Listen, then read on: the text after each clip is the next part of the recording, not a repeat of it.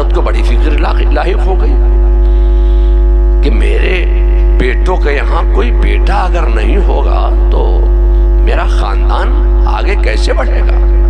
خاندان تو یہیں ختم ہو جائے گا، سلسلے نسب آگے کیسے بڑھے گا؟ تو اعلیٰ حضرت ایک پنتھ دو کاج، علماء کو بھی جمع کر لیا اور فیضان غریب نواز کے طلباء بھی آ گئے، علاقے کے تمام مسلمان بھی جمع ہو گئے، عزیزوں کو، اقارب کو، رشتہ داروں کو، کنبے داروں کو، عزیزوں کو، دوستوں کو، احباب کو بھی جمع کر لیا۔ میں آپ سے کہنا چاہتا ہوں کہ اعلیٰ حضرت کے یہاں کا معاملہ یہ تھا کہ اعلیٰ حضرت نے اپنے ایک بیٹے کی شادی کی۔ ابھی خوشتر صاحب نے ان کا نام لیا، حجت الاسلام، تو ان کے ہاں کوئی بیٹا نہیں ہوا، کوئی لڑکا نہیں ہوا۔ چھوٹے بیٹے کی شادی کی تو ان کے یہاں بھی کوئی بیٹا نہیں ہوا، کوئی لڑکا نہیں ہوا۔ اعلیٰ حضرت کا بڑی فکر لاحق ہوئی کہ میرا خاندان آگے کیسے بڑھے گا، میرا خاندان، میرا سلسلہ نسب اب آگے کیسے چلے گا؟ اولاد اناس سے سلسلہ نسب نہیں چلتا ہے، سلسلہ نسب چلتا ہے اولاد ذکور سے۔ جی، وہ میرے مصطفیٰ کا مقام تھا کہ رسول اللہ صلی اللہ علیہ وسلم کے یہاں ایک بیٹا پیدا ہوا، مگر وہ امام حسین کو میرے مصطفیٰ نے پسند فرمایا۔ اب رسول اللہ کے یہاں کوئی اولاد نرینہ نہیں تھی، وہ حضرت فاطمہ کا مقام تھا، منصب تھا کہ رسول اللہ کا جو سلسلہ نسب ہے وہ اولاد اناس سے چل رہا ہے، اور حضرت فاطمہ کے بعد یہ دستور ختم ہو گیا۔ حضرت فاطمہ کے بعد سلسلہ نسب اولاد اناس سے نہیں، اولاد ذکور سے چلے گا۔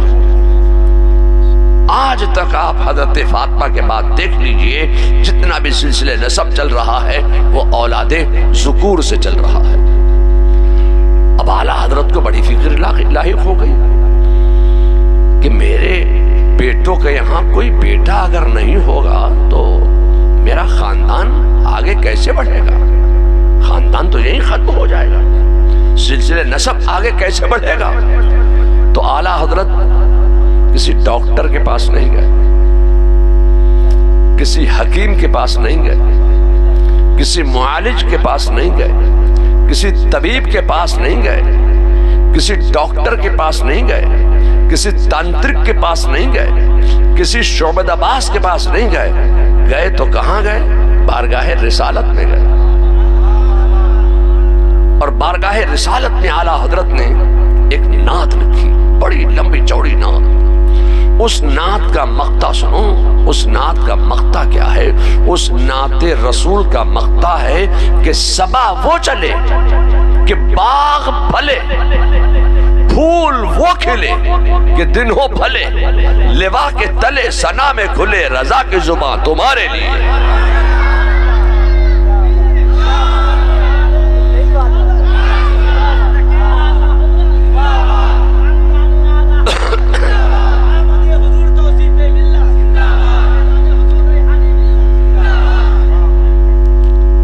جب اعلیٰ حضرت نے یہ دعا کی، اب یہاں سے میں رک کر یہ کہنا چاہوں گا بڑی صفائی کے ساتھ کہ اعلیٰ حضرت کے اشعار آپ نعت کے طور پر پڑھیں تو وہ نعت ہے، سلام کے طور پر پڑھیں تو وہ سلام ہے، درود کے طور پر پڑھیں تو وہ بارگاہ رسالت میں درود ہے، دعا کے طور پر پڑھے تو وہ دعا ہے، التجا کے طور پر پڑھے تو وہ التجا ہے، منقبت کے طور پر پڑھے تو وہ منقبت ہے۔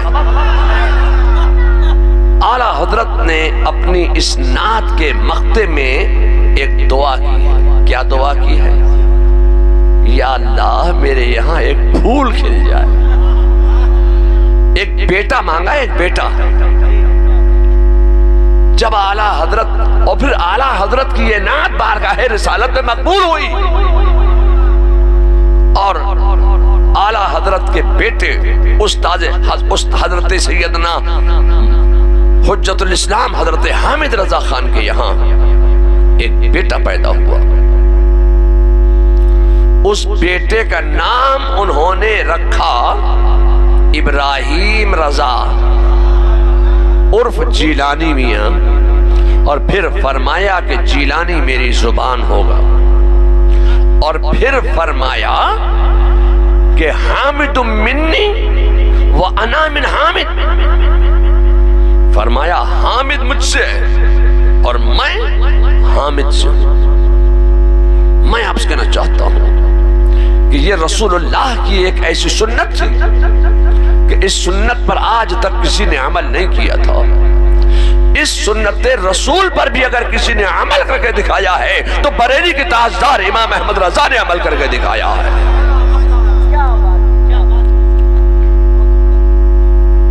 हजरत सैयदना आकाए कायनात मुस्तफा जान रहमत सल्लल्लाहु अलैहि वसल्लम की सुन्नत क्या थी? फरमाया अलीयुम मिन्नी व अना मिन अली, अली मुझसे है। ये बात तो समझ में आती है कि अली मुझसे है और मैं अली से हूं। क्या मतलब है?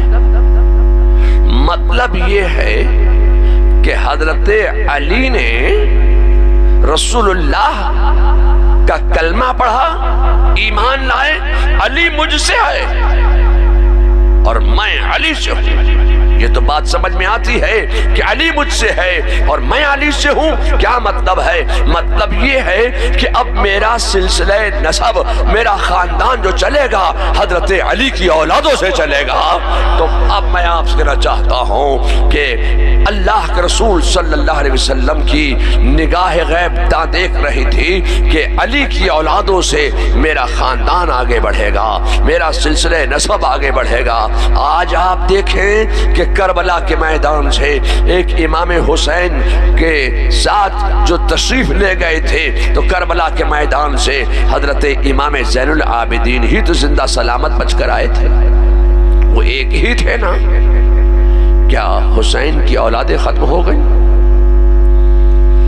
मैं आपसे कहना चाहता हूं कि इमाम हुसैन का मकाम यह है कि जब उन्होंने अपना सब कुछ अल्लाह की राह में कुर्बान कर दिया, यहां तक कि अपनी आलो औलाद को भी कुर्बान कर दिया। अब यजीदी समझ रहे थे कि खानदान नबी मिट जाएगा, खानदान हुसैन खत्म हो जाएगा। मैं आपसे कहना चाहता हूं कि अल्लाह ने हुसैन की आल में ऐसी बरकत दी है, ऐसी बरकत दी है कि आप दुनिया के जिस मुल्क में चले जाओ, दुनिया के जिस देहात में चले जाओ, जिस कोने में चले जाओ, हसनी हुसैनी सैयद आपको मिल जाएंगे, आले नबी आपको मिल जाएंगे, आले रसूल आपको मिल जाएंगे, आले मोहम्मद आपको मिल जाएंगे। मैं आपसे कहना चाहता हूं कि रसूलुल्लाह की ये एक सुन्नत थी, अली मिन्नी व अना मिन अली, अली मुझसे है मैं अली से हूं। आला हजरत ने सुन्नत पर अमल करते हुए फरमाया हामिद मिन्नी व अना मिन हामिद, हामिद मुझसे है और मैं हामिद से हूं। क्या मतलब है? सैयदना आला हजरत फाजिल बरेलवी की निगाह विलायत देख रही है कि अब मेरे दूसरे बेटे के यहाँ औलादे होंगी मगर कोई बेटा नहीं होगा, कोई लड़का नहीं होगा। अब मेरा जो खानदान आगे बढ़ेगा, मेरा जो सिलसिले नसब आगे बढ़ेगा, वो हुज्जतुल इस्लाम हामिद रजा की औलादों से आगे बढ़ेगा। तो उन्होंने पहले ही कह दिया कि हामिद मुझसे है और मैं हामिद से हूं। आज आप देखें कि ये आला हजरत का जो खानदान चल रहा है, सिलसिले नसब चल रहा है, ये हुज्जतुल इस्लाम हजरत हामिद रजा की औलादों से चल रहा है। तो आला हजरत के अशआर अगर आप दुआ के तौर पर पढ़े तो वो दुआ है। अब اشفاق صاحب کے یہاں کوئی بیٹا نہیں، تو یہ بڑے پریشان، یا اللہ شفاق، اب اشفاق کو لو شفاق کو لو، تو ہم نے علی پڑھا دیا، گھٹایا تو نہیں ہے کچھ، ہم نے کچھ گھٹایا نہیں ہے اس میں، علی پڑھایا ہے۔ تو شفاق صاحب کے تو اعلیٰ حضرت نے ایک تعویذ لکھا ہے کہ اگر کسی کے یہاں اولاد نہ ہوتی ہو تو یہ تعویذ لکھ دینا۔ ہم نے وہ تعویذ لکھ دیا، مگر اعلیٰ حضرت کا مقام یہ ہے، منصب یہ ہے، علم و فضل و کمال یہ ہے کہ اعلیٰ حضرت فاضل بریلوی نے جو فرمایا ہے وہ حق فرمایا ہے، کوئی اپنے گھر سے نہیں فرمایا ہے، مصطفیٰ کے دیار سے فرمایا ہے، مصطفیٰ کی حدیث سے فرمایا ہے۔ فرمایا یہ تعویذ لکھ دینا، وہ ہم نے لکھ دیا۔ اور پھر اعلیٰ حضرت نے یہ بھی فرمایا کہ یہ لکھ کے دے دو۔ اب میں چھپاؤں کیوں بھائی؟ کیونکہ وہ اعلیٰ حضرت نے جو لکھا ہے وہ صرف اپنے خاندان والوں کے لیے نہیں لکھا ہے، وہ سب کے لیے لکھا ہے۔ اعلیٰ حضرت نے فرمایا ایک جگہ کہ محمد عون لکھ کر رکھ دینا، قرآن شریف میں سورہ والضحیٰ میں لڑکا ہی ہوگا، بیٹا ہی ہوگا۔ تو ہم نے وہ تعویذ لکھ دیا، ان کے ہاں بیٹا ہو گیا۔ اب یہ اعلیٰ حضرت کی برکت ہے، یہ مفتی اعظم ہند کی برکت ہے، اس میں اپنا کوئی کمال نہیں ہے، یہ اعلیٰ حضرت کا کمال ہے، اعلیٰ حضرت کی برکت ہے کہ اعلیٰ حضرت نے جو لکھا وہ ہم نے بھی لکھ کے دے دیا ان کو۔ تو اب میں آپ سے کہنا چاہتا ہوں کہ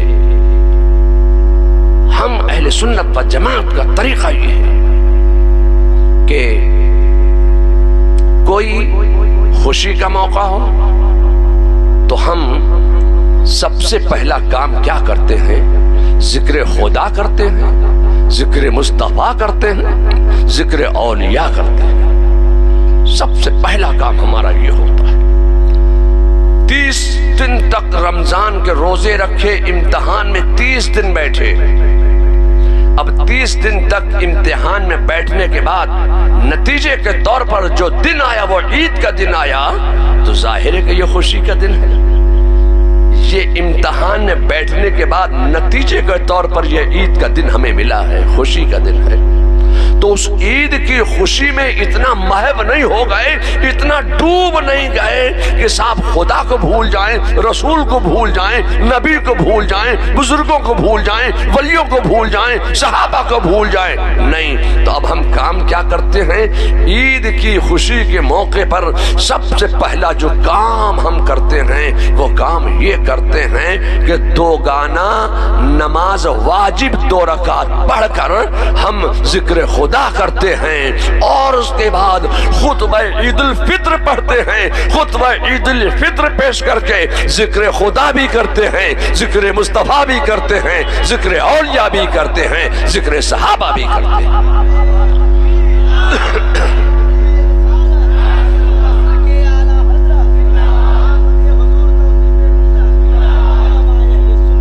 تو ہم اہل سنت و جماعت کا طریقہ یہ ہے کہ ہم کسی بھی موڑ پر، کسی موقع میں، کسی لمحہ نہ اپنے خدا کو فراموش کرتے ہیں، نہ اپنے رسول کو بھولتے ہیں، نہ بزرگوں کو بھولتے ہیں۔ ہر وقت ہم ذکر و اذکار کرتے ہیں، ذکر خدا بھی کرتے ہیں، ذکر مصطفیٰ بھی کرتے ہیں۔ ایسے ہی خوشیوں کے بہت خوشی کے موقع آتے ہیں، ایسے ہی صاحب خوشتر بھائی، انسان کی زندگی میں سب سے بڑی خوشی کا موقع کون سا ہوتا ہے؟ ظاہر ہے کہ آپ کہیں گے کہ جب ہمارا نکاح ہوا ہمارے سب سے بڑی زندگی کا خوشی کا دن وہی تھا، اور اول رضا صاحب آپ کی سب سے بڑی خوشی کا دن کون سا تھا؟ تو آپ بھی یہی کہیں گے کہ جس دن میرا نکاح ہوا۔ تو انسان کی زندگی کا سب سے بڑی خوشی کا دن وہ دن ہے کہ جس دن اس کا نکاح ہوتا ہے۔ تو اس خوشی کے موقع پر نکاح کی خوشی میں ہم اتنا ڈوب نہیں جاتے ہیں، ہم اتنا محو نہیں ہو جاتے ہیں نکاح کی خوشی میں کہ صاحب خدا کو بھول جائیں، رسول کو بھول جائیں، بزرگوں کو بھول جائیں، ولیوں کو بھول جائیں۔ نہیں، ہم اس نکاح کی خوشی کے موقع پر بھی سب سے پہلا جو کام کرتے ہیں وہ خطبہ نکاح پیش کرتے ہیں، اور خطبہ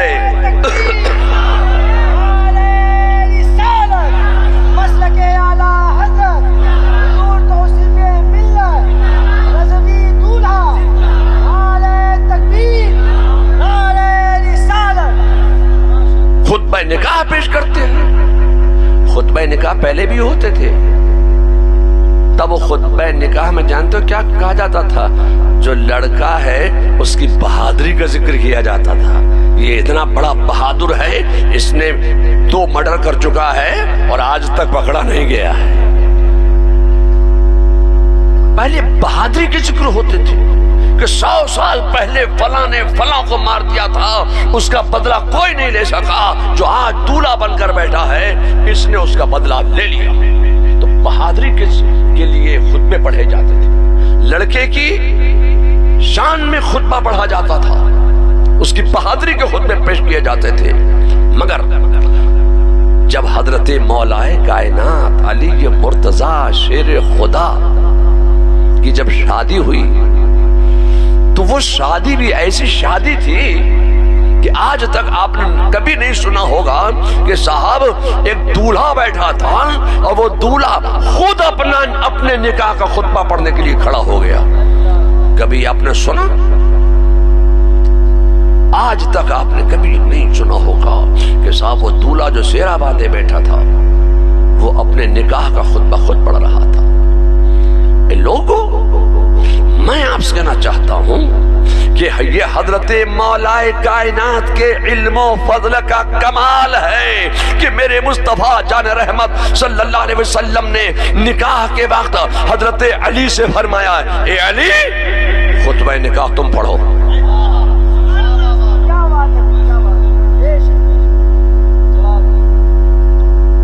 تو حضرت مولا کائنات اپنے نکاح کا خطبہ خود پڑھ رہے ہیں۔ اب خطبہ نکاح میں مولا کائنات نے کیا پڑھا؟ خطبہ نکاح میں مولا کائنات نے حمد باری بیان کیا، تعریف مصطفیٰ بیان کی، صحابہ کا ذکر کیا، تابعین اور تمام جو اس وقت کے اجلہ صحابہ تھے ان کا ذکر کیا خطبے میں، اور اس کے بعد خطبہ پڑھا گیا، پھر میرے مصطفیٰ نے نکاح پڑھایا۔ اب میں آپ سے کہنا چاہتا ہوں یہ خطبے میں ہم جو پڑھتے ہیں الحمدللہ الحمدللہ نحمدہ ونصلی علی رسولہ الکریم، یہ پورا خطبہ جو ہم پڑھتے ہیں اور اس میں ہم تعریف خدا، حمد و ثنا، تعریف مصطفیٰ، ذکر صحابہ، ذکر اولیاء جو ہم کرتے ہیں، یہ حضرت مولا کائنات نے شروع فرمایا، انہوں نے خطبہ نکاح پڑھا۔ اب میں آپ سے کہنا چاہتا ہوں کہ انسان کی زندگی میں دوسری خوشی کا موقع کون سا ہوتا ہے؟ انسان کی زندگی میں جو دوسری سب سے بڑی خوشی ہوتی ہے، وہ دوسری سب سے بڑی خوشی کا موقع یہ ہے کہ اس کے یہاں اولاد ہوئی ہے، بیٹا ہوا ہے، اولاد ہوئی ہے۔ جس دن وہ صاحب اولاد بنتا ہے وہ خوشی سے پھول نہیں سماتا ہے کہ آج ہم باپ بن گئے، آج ہم والد بن گئے، آج ہم ابا بن گئے، آج ہمارا جانشین پیدا ہو گیا، آج ہمارا جانشین پیدا ہوا ہے، تو صاحب خوشی سے پھول نہیں سماتا ہے باپ۔ تو انسان کی زندگی کا سب سے بڑی خوشی کا دن وہ ہوتا ہے کہ صاحب جس دن وہ صاحب اولاد ہوتا ہے۔ مگر جب کسی کے یہاں لڑکی پیدا ہو جاتی ہے تو آج لوگوں کا منہ لٹک جاتا ہے، جی کیا ہوا؟ لڑکی ہوئی ہے۔ یعنی آپ जज्बे से बता भी नहीं पा रहे हैं कि मैं आपके यहाँ बेटी पैदा हुई है, मुंह लटक जाता है। मैं आपसे कहना चाहता हूँ कि पैलोठी के बेटी होना, पहली बेटी होना, ये मेरे मुस्तफा की सुन्नत है, सुन्नत है, सुन्नत है कि मेरे मुस्तफा के यहाँ जो सबसे पहली औलाद पैदा हुई है वो बेटी पैदा हुई है, और उस बेटी का नाम है हजरत सैयदा तैयबा ताहिरा जाहिदा आबिदा हजरत फातिमा ज़हरा रज़ियल्लाहु ताला अन्हा।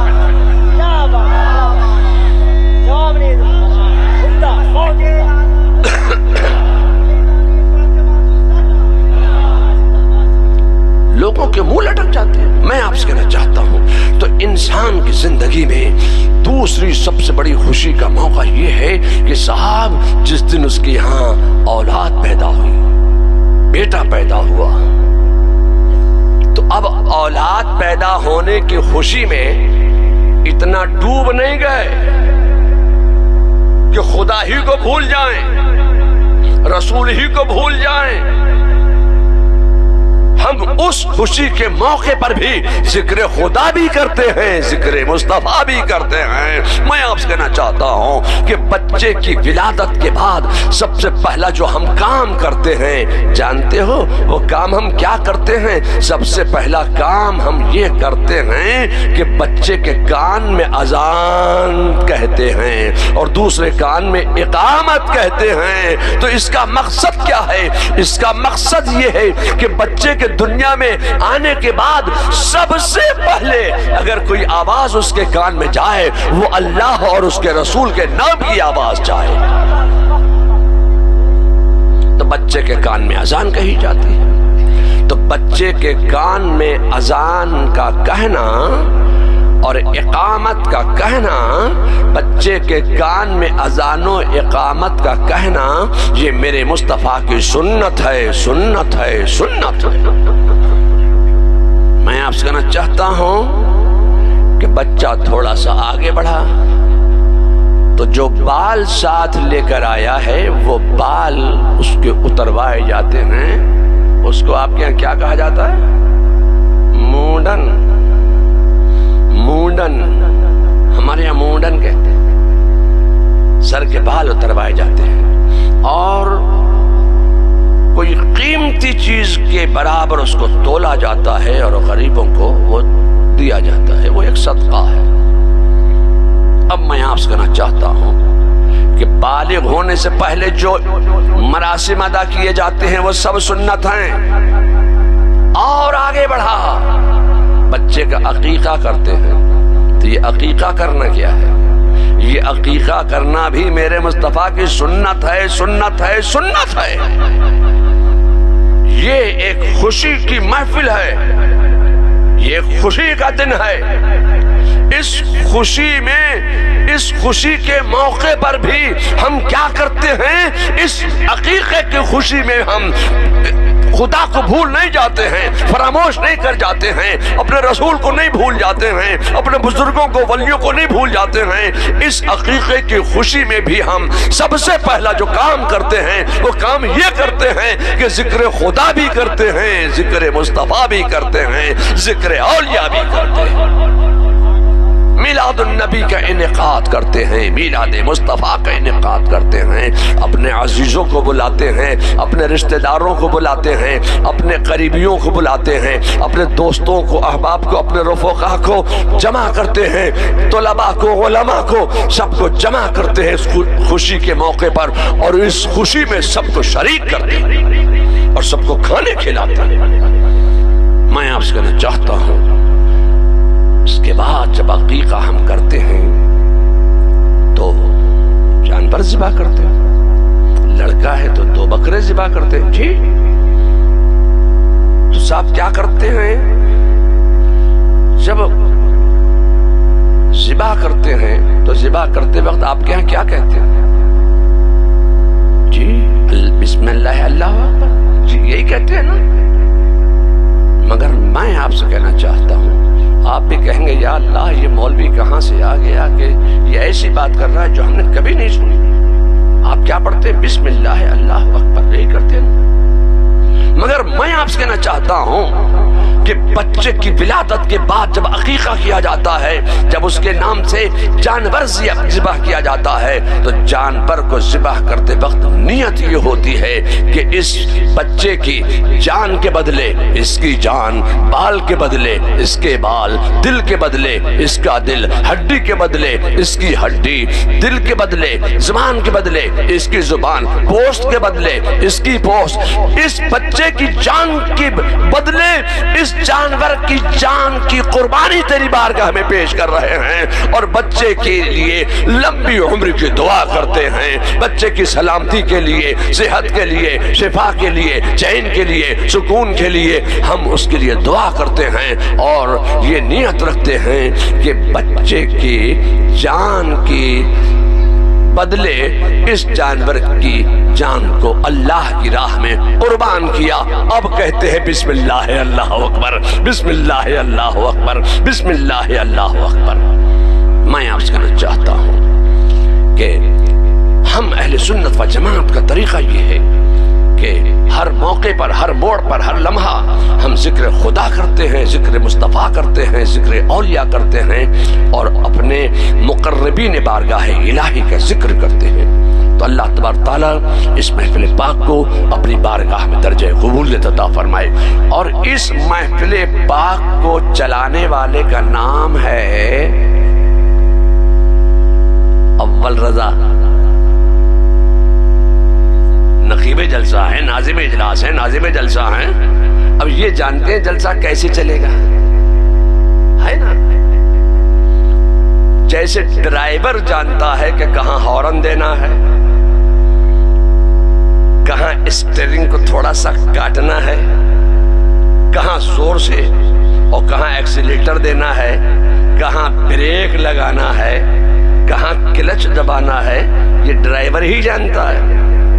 اب باہر والا کہے کہ نہیں ایسے چلے گی گاڑی تو گاڑی نہیں چل سکتی، تو آپ سمجھ گئے کہ نہیں سمجھ گئے؟ یہ جب نعرے لگا رہے ہیں، یہ ایکسیلیٹر اور بڑھا رہے ہیں کہ تقریر اور آگے بڑھائیے، اور آگے تقریر بڑھائیے، یہ بریک نہیں لگا رہے ہیں۔ اور جب یہ کہتے ہیں جزاک اللہ، اور بریک لگ گیا، یہ بریک ہے۔ انہوں نے کہہ دیا بارک اللہ، یہ بریک لگا دیا۔ یہ تھوڑا سا خاموش ہو کر ایسے بیٹھ گئے، اس کا مطلب یہ ہے کہ وقت کافی ہو گیا، کھانا کھانا ہے۔ تو میں پہلے کتاب پڑھتا تھا، اب کتاب نہیں پڑھتا، ٹائم نہیں ہے، چہرے پڑھ لیتا ہوں۔ تو مولانا کا چہرہ میں نے پڑھ لیا، تو یہ مولانا جلسے کے ڈرائیور ہیں، کہ جلسہ کیسے چلے گا یہ جانتے ہیں۔ انہوں نے تھوڑا سا سر جھکا لیا، ہم سمجھ گئے ٹائم زیادہ ہو گیا بس۔ تو مولانا نے آپ کے گاؤں میں پنڈالے میں ایک مدرسہ قائم کیا ہے، اس مدرسے کا نام ہے مدرسہ فیضان غریب نواز۔ اس مدرسے کا آپ تعاون کیجئے، اس کو ترقی پہنچائیے، ان کے طلباء کا احترام کیجئے، یہاں کے علماء کا احترام کیجئے، اور ان کے مدرسے کو اپنا مدرسہ سمجھیے۔